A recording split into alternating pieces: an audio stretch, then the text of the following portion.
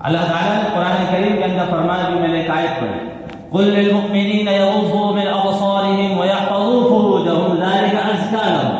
اے نبی صلی اللہ علیہ وسلم، آپ ان ایمان والے مردوں سے کہہ دیجیے۔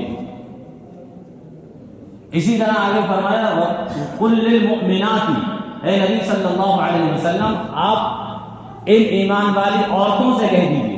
الگ الگ اللہ تعالیٰ نے دونوں کو خطاب کیا، حالانکہ اللہ تعالیٰ کا عام اسلوب یہ ہے جب وہ صیغہ مرد کے اعتبار سے کہیں بیان فرماتے ہیں، اس کے اندر عورتیں خود بخود آ جاتی ہیں۔ جیسے اقیم الصلاۃ کہتی ہے، نماز قائم کرو، بظاہر یہ صیغہ جو ہے مذکر کا ہے، یعنی مردوں کے لیے کہا گیا ہے، اس کے اندر عورتیں بھی آ گئی، لیکن اس حکم میں اقیم الصلاۃ وآتوا الزکاۃ الگ سے وأقمنا الصلاۃ وآتینا الزکاۃ یہ کہنے کی ضرورت نہیں۔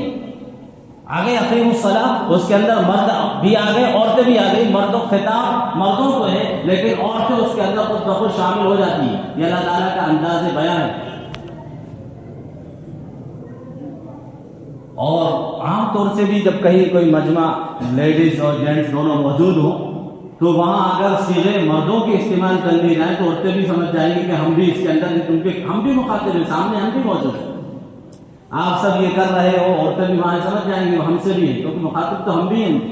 شروع میں ایک مرتبہ کہہ دیا لیڈیز اینڈ جینٹس کام بھی ہے، باقی وہ جتنے بھی خطاب ہوں گے وہ صیغے جتنے بھی بولے جائیں گے مردوں کے حساب سے بولے جائیں گے۔ عورتیں اپنے آپ کو سمجھ جائیں گی کہ ہم کو بھی خطاب کیا جا رہا ہے۔ اسی طرح اللہ تعالیٰ جو ہے خطاب فرماتے ہیں، لیکن یہاں پر اللہ تعالیٰ نے مردوں کو الگ خطاب کیا، عورتوں سے الگ خطاب کیا، اور ایک ہی خطاب کیا، قل للمؤمنین یغضوا من ابصارهم۔ اے نبی صلی اللہ علیہ وسلم آپ ایمان والے مردوں سے کہہ دیجیے یغضوا من ابصارهم کہ وہ اپنی نگاہوں کو نیچا رکھیں، نگاہوں کو نیچا رکھیں۔ معمولی بات نہیں ہے۔ اب اس آیت کا ترجمہ ابھی کروں گا، اس سے پہلے میں آپ کو ایک آیت اور سورہ اعراف کی اللہ تعالیٰ قرآن کریم کے اندر فرماتے ہیں، شیطان نے مہلت مانگی اللہ سے، قال انظرنی الی یوم یبعثون، کہا شیطان نے کہ مجھے قیامت تک کے لیے مہلت دے دیجیے، مجھے زندہ رکھیے جب تک، مطلب مجھے جب تک زندہ رکھیے، انظرنی الی یوم یبعثون۔ اللہ تعالیٰ نے فرمایا قال فإنک من المنظرین، جا میں نے تجھے مہلت دی۔ تو شیطان نے کہا قال فبما اغویتنی لاقعدن لهم صراطک المستقیم، کہا اس نے کہ آپ نے مجھے جیسے گمراہ کیا ہے ایسے ہی میں تیرے نیک بندوں کے راستے میں بیٹھوں گا، سیدھے راستے پر بیٹھوں گا ان کے، اور ان کو بہکاؤں گا۔ لاقعدن لهم سے قسم ہے کہ ضرور بہکاؤں گا۔ اور پھر اس نے کہا ثم لآتینہم من بین ایدیہم ومن خلفہم وعن ایمانہم وعن شمائلہم ولا تجد اکثرہم شاکرین۔ پھر اس نے ایک بات کہی، وہ قابل غور ہے۔ شیطان نے کہا میں ان کے پاس آؤں گا، ثم لآتینہم من بین ایدیہم، ان کے دائیں بھی، اور ومن خلفہم، اور ان کے پیچھے سے، ان کے سامنے سے بھی ان کے پیچھے سے، من بین ایدیہم ومن خلفہم، سامنے سے بھی آؤں گا یعنی بہکاؤں گا ان کو، میں بہکاؤں گا سامنے سے بھی اور پیچھے سے بھی، وعن ایمانہم وعن شمائلہم، اور ان کے دائیں سے بھی بہکاؤں گا اور بائیں سے بھی بہکاؤں گا، اور ولا تجد اکثرہم شاکرین، آپ ان میں سے اکثر کو شکر گزار نہیں پائیں گے۔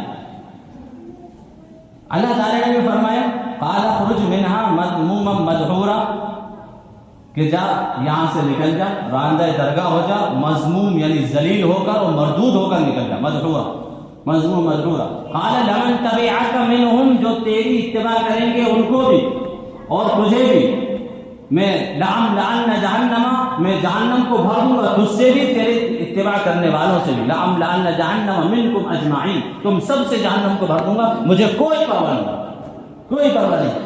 اللہ تعالیٰ ساروں کو جہنم میں ڈال دیں، جو شیطان کے بہکاوے میں آئیں اور شیطان کا راستہ اختیار کریں، اللہ تعالیٰ کو کوئی پرواہ نہیں، سارے جہنم میں جتنے ہیں۔ اللہ صاحب کا میں ان کو بھی اور تجھے بھی، سب سے جہنم کو بھر دوں گا۔ اب شیطان نے یہاں پر 4 جہتیں بیان کی، 4 سمتیں بیان کی۔ علماء نے لکھا اس آیت کی تشریح میں، تفسیر میں، کہ 4 سمتیں بیان کی، ثم لآتینہم من بین ایدیہم ومن خلفہم وعن ایمانہم وعن شمائلہم۔ کتنی سمتیں بیان کی؟ 4۔ اور کتنی جہتیں ہوتی ہیں؟ چھ ہوتی ہے نا، جہتیں چھ ہوتی ہیں، اوپر اور نیچے بھول گیا ہو، فوق اور تحت، یہ دو بھول گیا ہو، اللہ تعالیٰ بھلا دیا۔ یہ اللہ تعالیٰ نے اپنے بندوں پر، اپنے ایمان والے بندوں پر رحم کیا اور محبت اور شفقت کی نگاہ سے دیکھا، اس لیے اللہ تعالیٰ نے دو جہتوں کو بچا لیا کہ جو بندہ بھی اوپر کی جہت کی طرف دیکھے گا وہ مجھے پائے گا، اوپر میں ہوں۔ وہ جب جب مجھ سے اپنے ایمان کی سلامتی، ایمان کی حفاظت کو مانگے گا اور اس کی دعائیں کرے گا، مجھ سے لو لگائے گا، میں اس کو جہنم سے بچانے کے لیے تیار ہوں۔ اور ایک جہت نیچے کی چھوڑ دی، علماء نے لکھا یہ نیچے کی جہت ہے اصل نظروں کی حفاظت۔ جو بندہ اپنے نظروں کی حفاظت کرے گا، اپنی نگاہ کی حفاظت کرتا ہوا زندگی گزارے گا تو وہ گناہ سے بچے گا، کیونکہ حدیث پاک کے اندر نبی کریم صلی اللہ علیہ وسلم نے فرمایا النظر سہموم مسموم من سہام ابلیس، کہ نظر شیطان کے تیروں میں سے ایک زہریلا تیر ہے، ویسی تیر نہیں۔ شیطان جو تیر پھینکتا ہے اپنے بندوں کو، جو نشانہ بناتا ہے گمراہ کرنے کے لیے، ٹارگیٹ ہوتا ہے نا اس کا، تجھے اب اس کو گمراہ کرنا، اس کو گمراہ کرنا، اسے جہنم میں لے جانا، اس کا ٹارگیٹ ہوتا ہے۔ جو وہ تیر پھینکتا ہے گمراہ کرنے کے لیے، جس کو وہ نشانہ بناتا ہے، اس کی تشکیل کرنا ہے مجھے، اس کو جہنم میں لے جانا ہے، اس کے پیچھے پڑنا ہے، یہ ہے وہ تیر، زہریلا تیر۔ تو وہ تیروں میں سے بھی زہریلا تیر ہے فرمایا۔ شیطان جو زہریلا تیر ہے شیطان کا، وہ نظر ہے فرمایا۔ سب سے زہریلا تیر انسان شیطان کا نظر کے ذریعے سے شیطان اس کو جو ہے راہ راست سے ہٹا کر اس کو گمراہ کرتا ہے اور اس کو جنت کے راستے سے ہٹا کر جہنم کی طرف لے جاتا ہے۔ اتنا خطرناک ہے، معمولی چیز نہیں۔ اللہ تعالیٰ نے قرآن کریم کے اندر فرمایا قل للمؤمنین یغضوا من ابصارہم، کہ اے ایمان والو، اے نبی صلی اللہ علیہ وسلم ایمان والے مردوں سے کہہ دیجئے اپنی نگاہوں کو نیچا رکھیں، یغضوا من ابصارہم ویحفظوا فروجہم، اور اپنی شرمگاہوں کی حفاظت کریں۔ نگاہوں کو نیچے رکھنے کا سبب، نگاہوں کے نیچے رکھنے کی وجہ سے شرمگاہوں کی حفاظت ہوتی ہے۔ اگر نگاہیں پاک نہیں ہیں تو اس کی شرمگاہیں پاک نہیں ہو پائیں۔ اگر نگاہیں ناپاک ہو گئی تو آدمی شرمگاہ ناپاک ہو جائے گی، مطلب یہ گناہوں کی طرف جائے گا۔ اس لیے اللہ تعالیٰ نے شرمگاہ کی حفاظت سے پہلے نگاہوں کی حفاظت کے لیے کہا۔ اے نبی صلی اللہ علیہ وسلم آپ کہہ دیجئے ایمان والوں سے کہ وہ اپنی نگاہوں کی حفاظت کریں، نگاہوں کو نیچا رکھیں اور اپنی شرمگاہوں کی حفاظت کریں۔ وَيَحْفَظُوا فُرُوجَهُمْ، اور آگے فرمائے ذَلِكَ أَزْكَىٰ لَهُمْ، یہی تمہارے لیے ستھرائی کی، صفائی کی اور دل کی پاکیزگی کی چیز ہے۔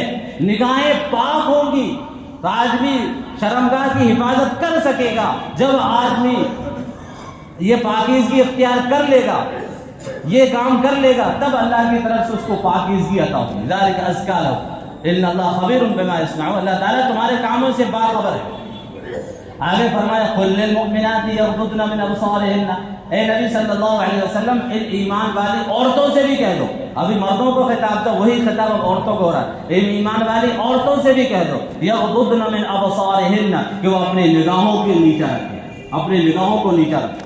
اس لیے کہ بدنگاہی صرف مرد ہی نہیں کرتے، بدنگاہی عورتیں بھی کرتی ہیں، اور شیطان کے تیر صرف مردوں پر نہیں چلتے، شیطان کے تیر عورتوں پر بھی چلتے ہیں، بلکہ شیطان کی تیروں کی شکار مردوں سے زیادہ عورتیں ہیں۔ اس لیے اللہ تبارک و تعالیٰ نے مردوں سے الگ خطاب کیا، عورتوں سے الگ خطاب کیا، ورنہ ضرورت نہیں تھی، ایک ہی خطاب کے اندر مرد بھی آ جاتے، عورتیں بھی آ جاتی، عورتوں کا الگ خطاب کیا۔ قل للمؤمنات یغضضن من ابصارہن، آپ اے نبی صلی اللہ علیہ وسلم ایمان والی عورتوں سے کہہ دیجئے اپنی نگاہوں کو نیچا رکھیں، وَيَحْفَظْنَ فُرُوجَهُنَّ، اور اپنی شرمگاہوں کی حفاظت کریں۔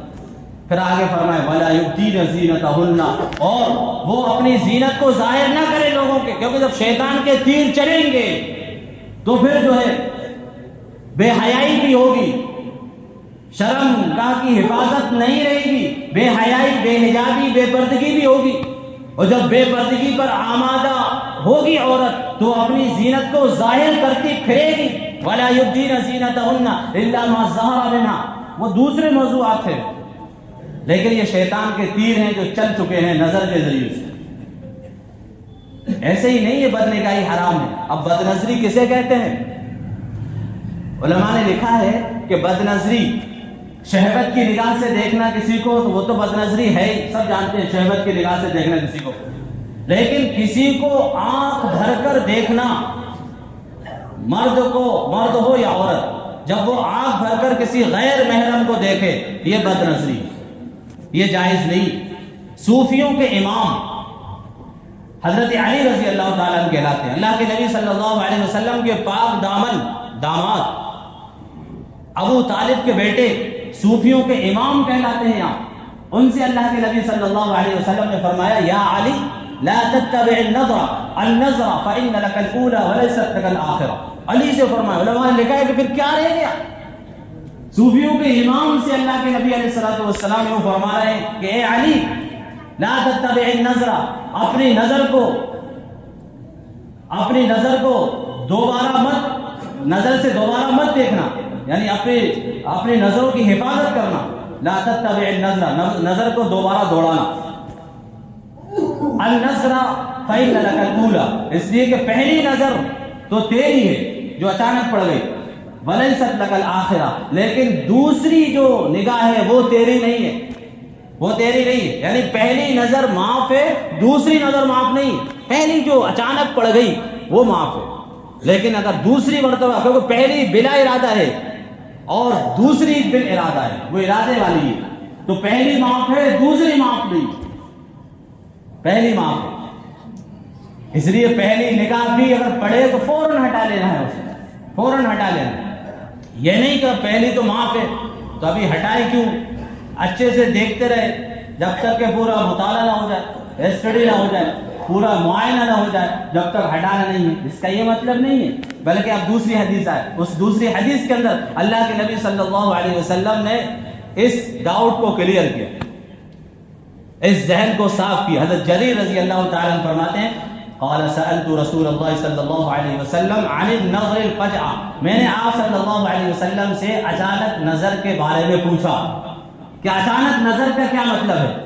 تو اللہ کے نبی صلی اللہ علیہ وسلم نے فرمایا کہ پہلی نظر جب تیری نظر پڑ جائے تو فرمایا فَأَمَرَنِي أَنْ أَصْرِفَ بَصَرِي، اللہ کے نبی صلی اللہ علیہ وسلم نے مجھے حکم دیا۔ حضرت جریر رضی اللہ تعالیٰ عنہ فرما رہے ہیں فَأَمَرَنِي فَأَصْرِفْ بَصَرِي، مجھے اللہ کے نبی علیہ السلام نے حکم دیا ان اصرف بصری، کہ میں اپنی نگاہ کو فوراً ہٹا لوں، بس یہ اس کا علاج۔ اچانک نگاہ اسے کہتے ہیں، نگاہ پڑ جائے تو اس نگاہ کو فوراً وہاں سے پھیر لیا جائے۔ اگر کوئی پہلی نگاہ میں اب دیکھے ہی جا رہا ہے تو پہلی نگاہ جو جیسے ہی پڑی تھی وہ بلا ارادہ تھی، لیکن اب اس کو تکنا اور دیکھتے ہی رہنا، یہ بل ارادہ ہے، یہ ارادے کے ساتھ، یہ بھی حرام ہے، یہ حرام ہے۔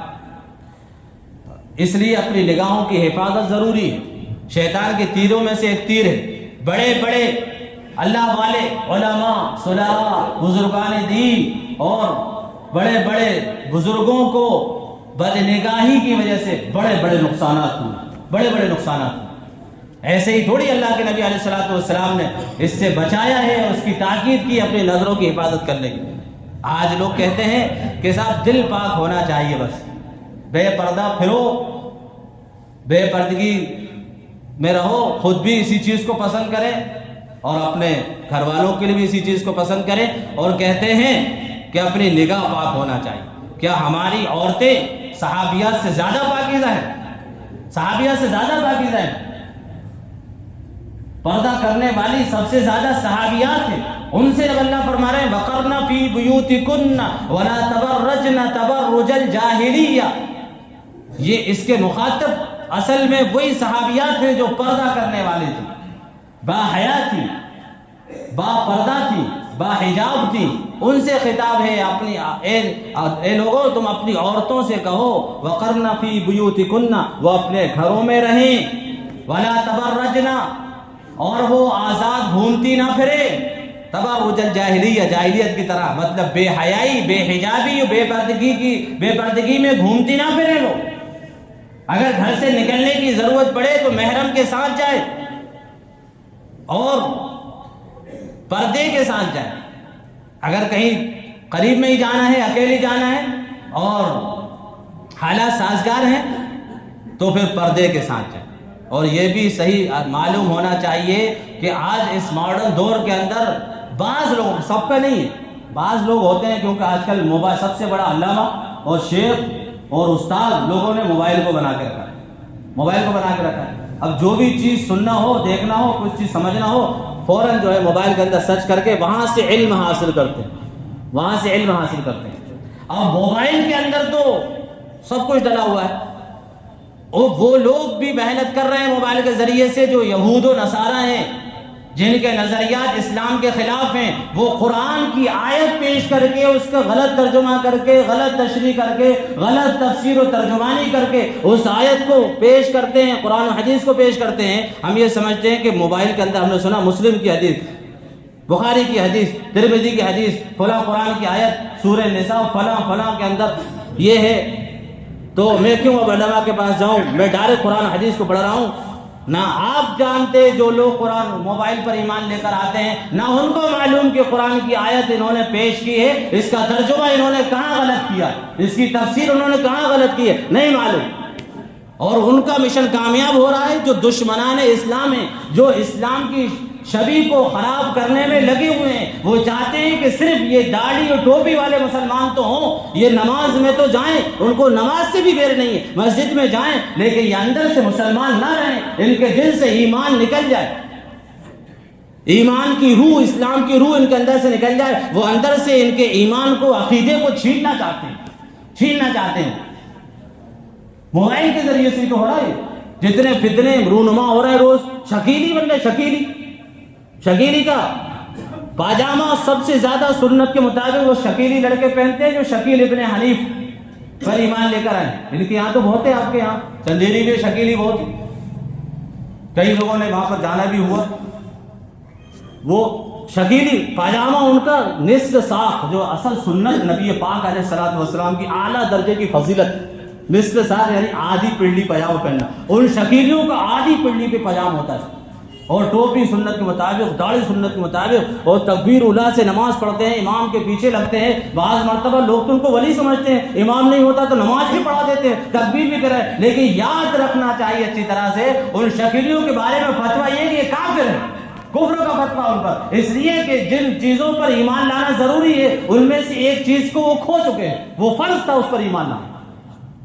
صرف کعبۃ اللہ کا طواف کرنے سے اللہ نے ان کو مسلمان نہیں کہا، وہ کعبۃ اللہ کا طواف کرنے والے کافر و مشرک کہا اللہ نے ان کو. ان کے نام مسلمان، ان کے کام مسلمانوں کیسے، اور وہ کعبۃ اللہ کا طواف بھی کر رہے ہیں، حج بھی کرتے تھے، عمرہ بھی کرتے تھے، لیکن نبی کی رسالت پر ایمان لے کر نہیں آئے. اللہ نے ان کو کافر و مشرک کہا. ایسی شکیلی ہیں جنہوں نے شکیل ابن حنیف کو اپنا نبی مان لیا. وہ حضرت عیسیٰ مان چکے ہیں اس کو، وہ مہدی مان چکے ہیں اس کو، وہ گویا کہ ختم نبوت کا انکار کر چکے ہیں. اللہ کے نبی علیہ الصلوۃ والسلام فرمایا خاتم النبیین لا نبی بعدی ولا امۃ بعدکم، میرے بعد کوئی نبی نہیں، میں آخری نبی ہوں. بلا چکے ایمان اس پر، اس کو عیسیٰ مان چکے. اب عیسیٰ علیہ الصلوۃ والسلام کی جو علامات ہیں، جو ان کے بارے میں کہا حدیث کے اندر، ان سب میں وہ تعبیر، حدیثیں وہی پیش کرتے ہیں، وہ بھی جو ہم لوگ پیش کرتے ہیں، جو لکھا ہے، لیکن ان کے اندر تعبیرات، ان کے غلط ترجمانی، غلط تشریح لوگوں کے سامنے بیان کرتے ہیں. تو یہ کہاں سے سیکھ رہے ہیں یہ دین؟ اسی طرح بہت سے فرقے چل رہے ہیں، بہت محنت ہو رہی ہے باطل کی موبائل کے ذریعے سے. میں نوجوانوں سے، خاص طور سے موبائل استعمال کرتے ہیں، ان سے درخواست کرتا ہوں کہ موبائل کے اندر کوئی بیان سنیں اور کوئی شارٹ سنیں بغیر علماء کی تحقیق کے، علماء سے تحقیق کیے اس پر عمل کرنے کی ہرگز ضرورت نہیں. اس لیے آپ کو نہیں پتا، آپ عربی نہیں جانتے، نہیں معلوم کہ اس کا کیا اصل ترجمہ ہے، اس کی تشریح، اس کا بیک گراؤنڈ، پس منظر کیا ہے، اس کا نہیں معلوم. گمراہ ہو کر رہے گا جو موبائل پر ایمان لائے گا. اور فرقہ باطلہ کا سب کا ایک ہی نظریہ، ایک ہی ان کا بڑا جو ہے کہہ لیجیے، ان کا سب سے پہلا ان کا پوائنٹ یہ ہے کہ اس کو سب سے پہلے تو اسے علماء سے کٹ آف کیا جائے، اس کو الگ کیا جائے.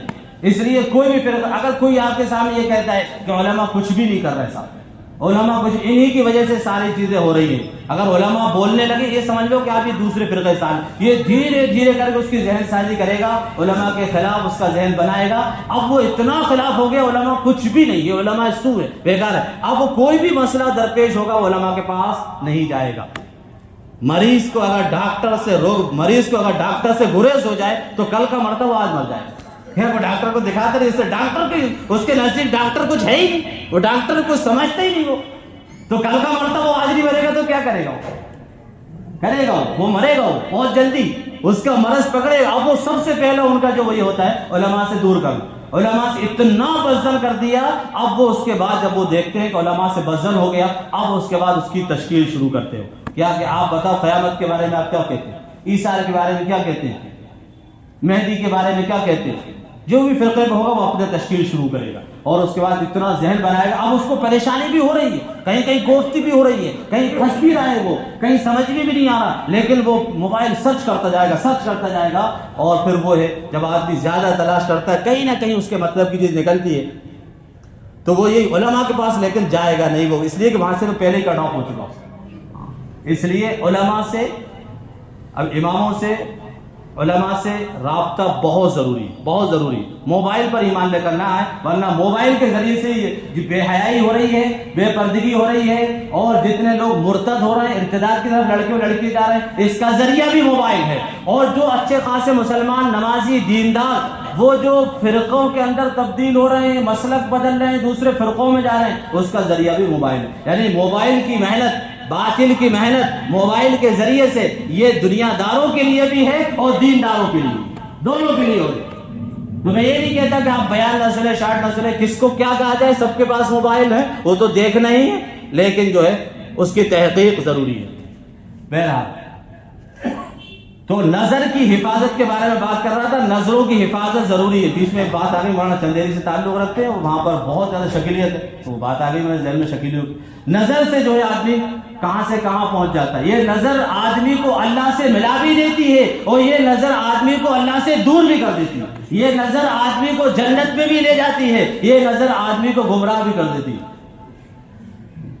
جہنم میں بھی لے جاتی ہے. یہ نظر, اللہ کے نبی صلی اللہ علیہ وسلم نے نظر کے بارے میں بہت ڈرایا کہ اپنی نظروں کی حفاظت کرو, اپنی نظروں کی حفاظت. بڑے بہا میں کہہ رہا تھا, بڑے بڑے اللہ والوں کو اس نظر کی وجہ سے اللہ تبارک و تعالیٰ نے ان سے اپنی نعمتوں کو چھین لیا بد نظری کی وجہ سے. ایک واقعہ سنا کے بعد ختم کر رہا ہوں, وقت ہو رہا.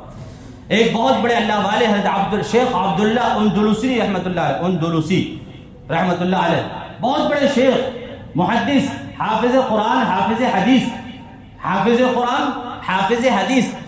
حدیث کسے کہتے ہیں؟ جس کو 1,00,000 حدیث سے حفظ یاد ہو, جس کو 1,00,000 حدیث سے حفظ یاد ہو اس کو حافظ حدیث کہا جاتا ہے. وہ حافظ قرآن بھی تھے, حافظ حدیث بھی تھے, اور ان کا بہت بڑا حلقہ درس تھا, بہت بڑا, ہزاروں کی تعداد میں ان کے حلقہ درس میں شاگرد و مریدین ہوتے تھے, ہزاروں کی تعداد میں, بہت بڑے شیخ تھے. ایک مرتبہ اپنے مریدین کے ساتھ اور اپنے شاگردوں کے ساتھ وہ سفر میں جا رہے تھے. راستے میں جو ہے گرجا گھر پڑا, عیسائیوں کے صلیبیں وہاں پر لٹکی ہوئی تھی. ان کو دیکھا تو کہا, فوراً انہوں نے یہ کہا کہ ان کو دیکھو کہ اللہ تعالیٰ نے عقل بھی دی ہے, اس کے بعد بھی اللہ کے ساتھ کسی کو شریک کرتے ہیں. یہ خیال دل کے اندر گزرا. علماء نے لکھا ہے کہ یہ پکڑ کا ذریعہ بنا. کہنا یہ چاہیے تھا کہ عمل اور عقل کو کوئی دخل نہیں. میرے عمل اتنے اچھے ہیں کہ اللہ تعالیٰ مجھے نعمتوں سے نوازے, نہ میرے پاس اتنی عقل ہے. سارا دخل اللہ کا ہے. اللہ تبارک و تعالیٰ کی رحمت سے میں مسلمان ہوں, ورنہ میں بھی کیا معلوم کیا ہوتا, کیا معلوم کہاں گھنٹہ بجا رہا ہوتا. یہ تو اللہ کی رحمت ہے کہ مسلمان ہوں, ورنہ میرے عمل اور عقل کا کوئی دخل نہیں اس کے اندر. ان کے اندر, دل کے اندر یہ خیال آیا کہ یہ دیکھو عقل بھی رکھتے ہیں لیکن کتنے بڑے بے عقل اور بے وقوف لوگ ہیں, ان صلیبوں کی عبادت کرتے ہیں, اللہ کو چھوڑ کر شریک مانتے ہیں. یہ خیال آیا. آگے چلے, کنویں پہ ایک خوبصورت لڑکی کھڑی ہوئی تھی, عیسائیوں کی لڑکی. اس پر نگاہ پڑی تو ہٹنے کا نام نہیں لے رہی. نگاہ ان کی نگاہ ٹک ٹکی لگا کے دیکھ رہے ہیں, فریفتہ ہو گئے اس پہ. اتنے فریفتہ ہوئے کہ اپنے سارے مریدین اور شاگردوں کو کہا کہ تم اپنے گھروں کو واپس چلے. سارے مریدین اور شاگرد رونے لگے چیخیں مار مار کے کہ حضرت آپ کو کیا ہو گیا, کہا کہ نہیں، اب میرا مقصد کچھ اور ہے، میرا مقصد اس لڑکی کو پانا ہے، میں اس سے شادی کروں گا، آپ لوگ گھر جائیے۔ اور اس لڑکی کے پیچھے پیچھے چل دیے جہاں وہ لڑکی جا رہی تھی، بہت بڑے امیر کی بیٹی تھی، اس کے یہاں پہنچے تو اپنے اظہار کیا انہوں نے کہ میں اس سے شادی کرنا چاہتا ہوں، میں اس کا فریفتہ ہو گیا۔ انہوں نے کہا کہ اتنی جلدی؟ ابھی رہو، خدمت کرو، ہم آپ کو بھانپ لیں، کام کرو ہمارے یہاں، اتنے میں ہم دیکھ لیں گے۔ اس پر آمادہ ہو گئے۔ خدمت کراتے کراتے انہوں نے کہا کہ آپ کو سور چرانا پڑیں گے، اب خنزیر، سور جسے کہتے ہیں، اس سے ایمان نہیں ٹوٹتا، بعض لوگ کہتے ہیں خنزیر کا نام لینے جا رہے، خنزیر اور سور زبان الگ الگ ہے، بات تو وہی ہے، تو اس کو سور بھی کہتے ہیں، خنزیر کہتے ہیں۔ بڑے لوگ PIG کر کے الگ الگ بولتے، کہیں وضو نہ ٹوٹ جائے، تو بھائی اس نے کہا خنزیر چرانا پڑے گا، اچھا کہ ٹھیک ہے میں یہ بھی چرا لوں۔ خنزیر چروائے، علماء نے لکھا کئی سال، بعض لوگوں نے کہا 40 سال خنزیر چرائے انہوں نے۔ حضرت شبلی رحمۃ اللہ علیہ ان کے بہت بڑے شاگرد تھے، انہوں نے بہت بے چین تھے، دعائیں کرتے تھے، ڈھونڈنے کے لیے نکلے اور تلاش کیا تو ان کو پا لیا، اور ان کے پاس پہنچے اور کہا کہ حضرت آپ نے کیا حالت بنا رکھی ہے، آپ تو بہت بڑے محدث ہیں، آپ کو کچھ حدیثیں بھی یاد ہیں، آپ تو حافظ حدیث ہیں، 1 لاکھ حدیثیں آپ کو یاد تھی، آپ کو کچھ یاد بھی ہے؟ کہا کہ مجھے کچھ یاد نہیں ہے، میں سب کچھ بھول چکا۔ کہا کہ کچھ تو یاد ہو؟ کہا کہ مجھے ہاں ایک حدیث یاد ہے۔ کہا کون سی حدیث یاد ہے؟ کہا کہ من بدلہ دینا فاقتلہ، جو اپنے دین کو بدل دے اس کو قتل کرو، جو اپنے دین کو بدل دے اس کو قتل کر دو۔ صرف ایک حدیث یاد ہے مجھے۔ کہا کہ آپ تو حافظ قرآن بھی ہیں، آپ کو کچھ یاد ہے؟ کہا کہ ہاں ایک آیت یاد ہے، وَمَن يُهِنِ اللَّهُ فَمَا لَهُ مِن مُكْرِمٍ، جس کو اللہ تعالیٰ ذلیل کر دے اسے کوئی عزت دینے والا نہیں۔ بس ایک آیت یاد ہے مجھے، ورنہ پورا قرآن بھولتے۔ بس اتنا کہنا تھا کہ وہ بھی خوب روئے حضرت شبلی رحمۃ اللہ علیہ، اور وہ بھی خوب روئے شیخ، اور بس ایک روتے ہوئے شیخ کی زبان سے یہی لفظ نکلنا تھا، اللہ مجھے آپ سے ایسی امید نہیں تھی کہ مجھے آپ اس حالت میں پہنچا دیں گے، مجھے آپ سے ایسی امید نہیں تھی۔ خوب روئے، یعنی توبہ کی اللہ تعالیٰ سے، رو رو کر گڑ گڑائے دونوں شاگرد اور شیخ۔ اللہ تعالیٰ نے توبہ قبول فرمائی، اور پھر ان کو دوبارہ ایمان کی توفیق عطا فرمائی، دوبارہ ان کو وہ نعمت عطا فرمائی جو ان سے سلب کر لی گئی تھی، جو ان سے چھین لی گئی تھی، دوبارہ وہ مسند حدیث پر فائز ہوئے۔ حضرت شبلی رحمۃ اللہ علیہ نے پوچھا کہ حضرت یہ آپ کے ساتھ کیسے ہو گیا؟ کہا کہ میں اس صلیب کے سامنے سے گزر رہا تھا، عیسائیوں گرجا گھر کے سامنے سے، تو صلیب دیکھ کر میں نے یہ کہا تھا، اللہ تعالیٰ نے میری پکڑ کر لی میرے اس جملے پر کہ جو ہے اگر ایمان کی توفیق ملی ہے تو یہ ہماری اس میں عقل اور دخل عمل کا کوئی دخل نہیں ہے، یہ اللہ کی رحمت سے ملی ہے۔ ہم نے یہ کہہ دیا تھا کہ دیکھو کتنے بے عقل و بے وقوف لوگ ہیں، اللہ کے ساتھ شریک بناتے ہیں، تم کون ہوتے ہیں کہنے والے؟ بس ایک بدنگاہی اور بد نظری کی وجہ سے کنویں پر لڑکی بھی پڑی تھی، لڑکی بھی پڑی تھی، کہاں سے کہاں پہنچ گئے۔ اس لیے بدنگاہی بد نظری سے اپنے آپ کو بچانا ہے۔ علماء نے لکھا ہے کہ جو نوجوان لڑکے اور لڑکیاں اس دور کے اندر، دور فتن کے اندر قدم قدم پر بے حیائی، ہر کاؤنٹر پر بے حیائی، ہر آفس میں بے حیائی، کالج ٹیوشن اسکول کچھ اس سے خالی نہیں ہے، ہر جگہ غیر محرم سے ہی صاحب کا پڑھنا ہے، موبائل کھولو ہر شارٹ پہ آپ کو غیر محرم نظر آئے گی۔ آپ کو اپنے ایمان کو کیسے بچانا ہے؟ قدم قدم پر زلیخائیں ہیں، یوسف بنیں گے تو ایمان کو بچائیں گے، ورنہ ہم ایمان کو نہیں بچا سکتے۔ ہمیں اپنے نظروں کی حفاظت کرنا ہے، ہم اپنی نظروں کی حفاظت کریں۔ اللہ نے اس جانب نیچے کی حفاظت کی، میں نے کہا 6 جہتیں ہوتی ہیں، نیچے کو بچایا ہے، ہم اپنی نظروں کی حفاظت کریں۔ اوپر کی جہت کو بچایا ہے شیطان سے، ہم اوپر اللہ پر نگاہ رکھیں، اللہ سے دعائیں کریں ایمان کی حفاظت کی۔ اللہ تعالی ہمیں اپنے ایمان سے محفوظ رکھیں گے۔ تو موبائل بھی دیکھیں تو اگنور کرنے کا بھی اس کے اندر آتا ہے، اگنور کریں، اپنے بدنگاہی سے حتی الامکان بچیں گے، ایمان کی حلاوت محسوس ہوگی۔ بس آخری حدیث کے اندر فرمایا من ترکہ من مخافتی، جو میرے خوف کی وجہ سے بد نظری کو چھوڑ دے گا میں اسے ایمان کی حلاوت نصیب کر دوں گا۔ اللہ تعالیٰ عمل کی توفیق نصیب فرمائے۔